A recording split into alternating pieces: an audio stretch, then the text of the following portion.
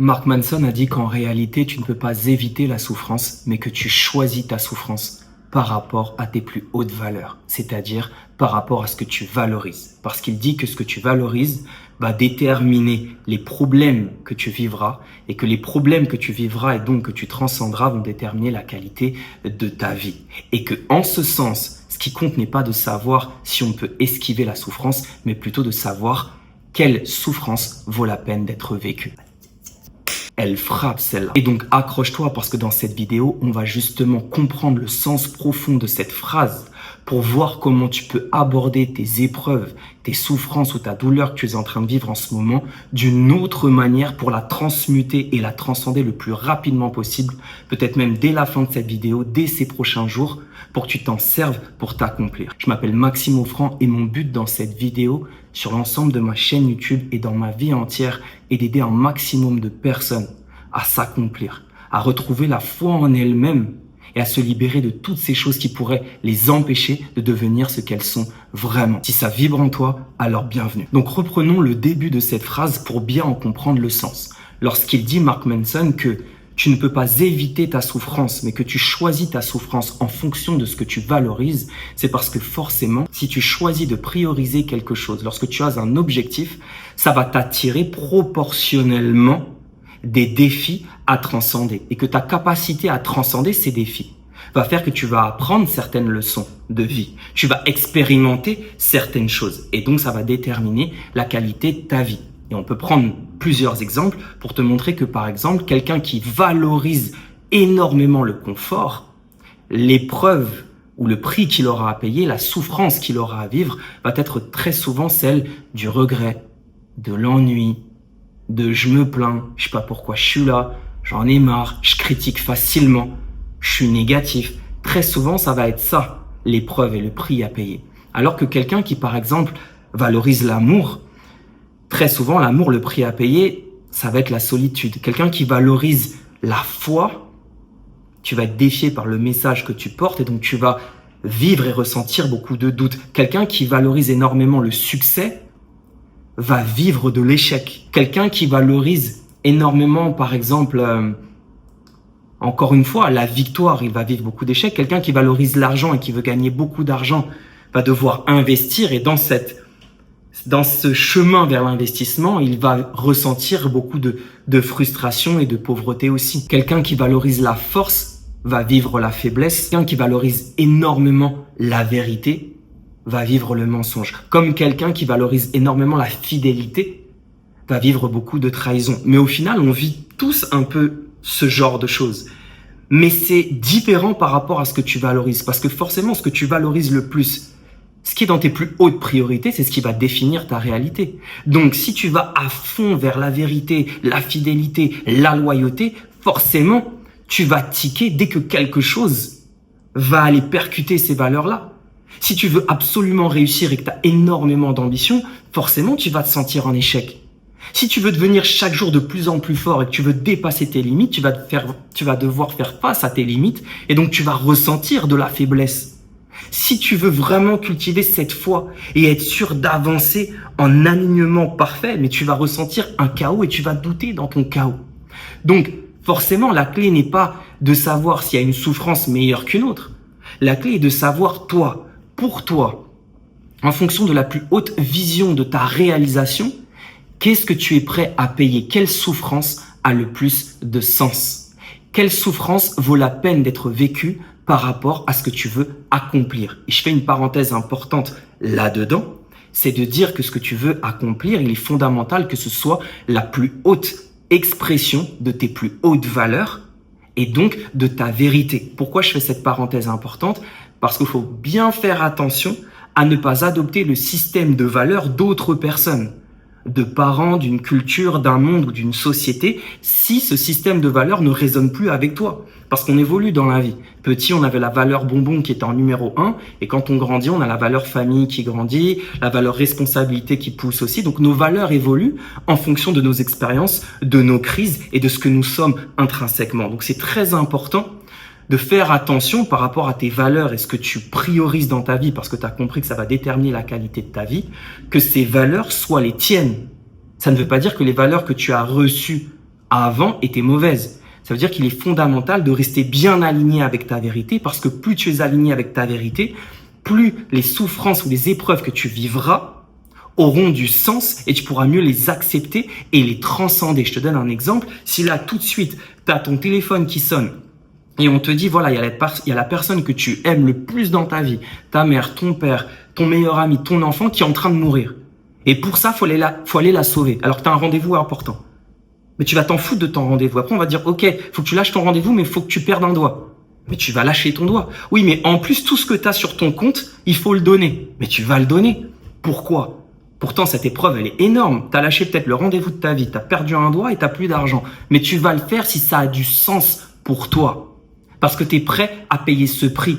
Et tu ne le regretteras pas. Ce que tu regrettes dans la vie, c'est de ne pas t'être honoré. De t'être éloigné de ta vérité.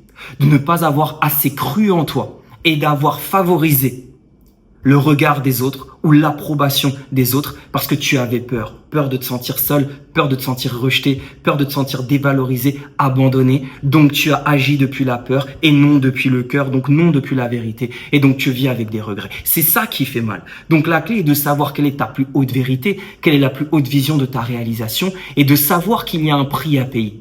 Et que quand tu sais qu'il y a un prix à payer, identifie bien ce prix. Plus grande est la médaille, plus grande sera la quantité de sueur pour avoir cette médaille. C'est proportionnel. C'est comme la loi de la gravité. La force qui t'emmène vers le bas, il y a une force inversement proportionnelle qui t'amène vers le haut. Et c'est pour ça que tu tiens en équilibre. Eh bien, c'est pareil dans la vie. Plus tu vas être conscient de ce que tu valorises et de ce que tu priorises, pose-toi la question. Avec quoi ça vient ce rêve? Avec quoi elle vient? Cette vision, cette nouvelle relation, avec quoi ça arrive? Pose-toi ces questions-là et ensuite vois si tu es prêt à payer le prix et si ça a du sens. Donc encore une autre question, quelle souffrance aurait le plus de sens par rapport à ce que tu veux accomplir? Et une fois que tu as ça, là tu signes ce contrat avec toi-même et tu seras fier de l'honorer quelles que soient les épreuves. Comme l'athlète qui va au sport. L'athlète qui va au sport, il a signé le contrat avec le fait que c'est pas grave, il va laisser sa sueur, il va peut-être même vomir, il va avoir mal à la tête. Moi, c'est mon cas. Quand je vais au sport, j'accepte de peut-être pas me sentir bien. Après, d'avoir mal, d'avoir des courbatures pendant 1 jour, 2 jours, parfois 3 jours, mais je suis même content de mes courbatures. Je suis là, comme un guignol en train de boiter, mais je suis content parce que j'ai des courbatures, parce que j'ai fait quelque chose qui avait du sens. Alors, pour une personne pour qui le sport n'a pas de sens, t'as remarqué qu'est-ce qu'on dit en général? Les personnes qui trouvent ça complètement fou de se lever pour aller faire du sport à 5 heures du matin, on me dit mais pourquoi il fait ça? Combien de fois on me dit mais pourquoi tu fais ça? J'ai une cliente, une amie aussi, très grande amie, je fais des sessions avec elle le samedi ou le dimanche, elle me dit mais bon, je vois que tu t'es levé comme un grand malade à 5 heures en train de transpirer, moi j'étais tranquille dans le lit, je comprends toujours pas. Donc forcément par rapport à ses valeurs à elle, elle se dit mais pourquoi moi je me lèverais à 5 heures pour souffrir? Elle n'est pas prête à payer ce prix-là parce que ça n'a pas forcément de sens pour elle, mais ça a du sens pour moi. Donc je l'accepte comme un guerrier, un soldat. Il accepte que dans le contrat, il est prêt à laisser sa vie, il est prêt à mourir. Pourquoi c'est important que cette épreuve, cette souffrance ait du sens? Parce que si elle a du sens, vu que tu vas l'accepter, tu ne vas pas y résister. Et le gros problème dans la vie en général, ce n'est pas la souffrance en soi, parce qu'on passe tous par de la souffrance, mais c'est la résistance à cette souffrance. Parce que ce à quoi tu résistes persiste. Et tu vois bien que tu peux prendre 2 personnes qui vont vivre le même trauma. Tu as une personne qui va peut-être garder ce trauma à vie, alors qu'une autre personne va pouvoir le transcender en 3 ans, en 1 an, en 2 mois, en 2 semaines. Parfois peut-être même en 1 semaine, même en 1 jour, en fonction de la conscience de la personne, bien sûr. Mais donc 2 personnes qui vont vivre la même chose ne vont pas subir sur l'ensemble des années la même conséquence, le même niveau de souffrance. Pourquoi? Parce que moins tu acceptes ce qui s'est passé, moins tu en comprends le sens, ou moins tu essayes d'en trouver le sens par rapport à ta vie, et plus ça va être lourd et plus ça va te peser et plus tu vas résister. Et donc plus tu vas souffrir sur l'ensemble de ta vie. Comme j'avais déjà donné cet exemple dans une vidéo d'une personne qui m'appelle et qui me dit « Ouais, c'est horrible, je me suis fait trahir, c'est un dégoût total, je me sens arraché, déchiré, ok, ça s'est passé quand ?» Et elle me dit « Bah, il y a 10 ans. » Donc tu as l'impression que la personne, elle vit encore cette chose-là alors que ça fait 10 ans. Donc, c'est normal de souffrir et c'est humain de souffrir. Mais combien de temps tu vas souffrir? La grande différence entre une personne qui va vivre une vie de regret et de dégoût, qui va attirer énormément de maladies, qui va se plaindre, qui va sombrer, et une autre personne qui va peut-être vivre le même trauma mais qui va rayonner. Aujourd'hui sur YouTube, en un clic, tu peux voir des gens qui ont vécu le pire mais qui l'ont transformé en meilleur, peu importe leur situation, d'où elles viennent et de ce qu'elles sont. Eh bien la différence entre ces deux personnes-là, c'est parce que il y a une personne qui a résisté à cette souffrance et l'autre personne qui a accepté cette souffrance, comme l'athlète qui accepte ses courbatures. Et quand tu acceptes ta souffrance, en fait, ça devient comme un contrat avec toi que tu honores et que ça fait partie de ton parcours. Et ça, c'est fondamental.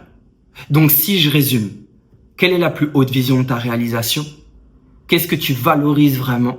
Qu'est-ce qu'il y a de plus important pour toi là-dedans? Et est-ce que tu es prêt à en payer le prix? Dans une méditation, dans une visualisation, dans une prière, peu importe comment tu l'appelles, dans ton moment sacré, signe ce contrat avec toi. Pour que quand la douleur, elle arrive, quand l'épreuve arrive, tu te dises, ça fait partie du jeu. Ma sueur, elle fait partie de la médaille. Cette épreuve, en fait, c'est un passage. Cet obstacle, en fait, c'est un pont. Et du coup, là, je te transmets ma plus grande arme, que je transmets dans beaucoup de vidéos. Mais si tu ne l'as pas encore reçue, je te la transmets là parce que la répétition fait le maître. Mon arme, c'est une question que je me pose à moi-même et à l'ensemble de mes clients.